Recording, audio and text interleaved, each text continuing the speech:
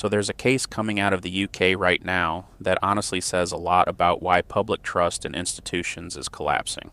According to prosecutors, an 18-year-old university student named Henry Nowak was stabbed to death in Southampton after a night out with friends.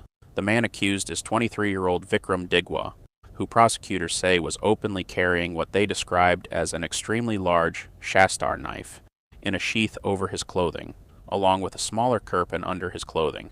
Sikhs carrying a small ceremonial kirpan is a recognized religious practice in a lot of countries, including the UK. That's not really the controversy here. Even the prosecution acknowledged that.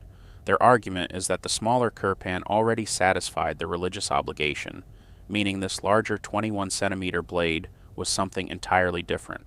A small ceremonial item, and somebody allegedly walking around with what prosecutors themselves called an extremely large knife, destroys the ability to have a rational conversation about religious adherence. Now, according to the prosecution, there was video footage on the victim's phone before the stabbing happened. Apparently, the victim was joking around, filming Snapchat videos, and at one point says, "You're a bad man, say you're a bad man." And the accused replies, "I am a bad man." Hours later, Henry Nowak was dead from multiple stab wounds. And let's be honest here for a second. Even if Henry was joking around, even if he was being annoying, even if there were insults exchanged, words are not a death sentence.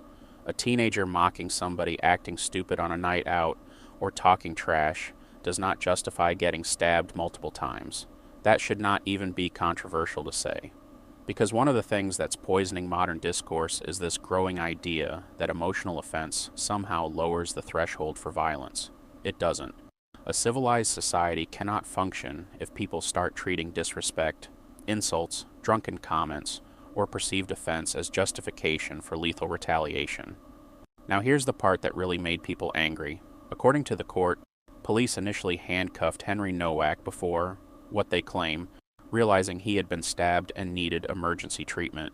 And whether that happened because of confusion, procedure, bad information, or chaos at the scene, optics matter, because to the average person watching this unfold, it looks backwards. The victim ends up in handcuffs while the man allegedly carrying the massive knife becomes the center of concern over racial abuse allegations. And this is where the broader frustration starts, because this isn't just about one stabbing. It's about a growing perception in the UK, fair or unfair, that authorities have become so terrified of accusations involving race, religion, or discrimination that they sometimes appear hesitant to enforce basic standards consistently. That perception is poison for social trust, especially in a country where ordinary citizens are constantly reminded about knife laws, speech laws, online speech investigations, and all these restrictions that supposedly exist in the name of public safety. People look at stories like this and think, hold on, I can get investigated over a tweet, but somebody can allegedly walk around with a giant blade? That contradiction is what people are reacting to, and I think governments seriously underestimate how dangerous that perception becomes over time. Because when ordinary people lose faith that laws are being enforced equally, some people eventually stop respecting the system entirely. That's not me supporting violence. That's not me saying people should arm themselves. That's not me endorsing retaliation. I'm saying history shows this pattern over and over again.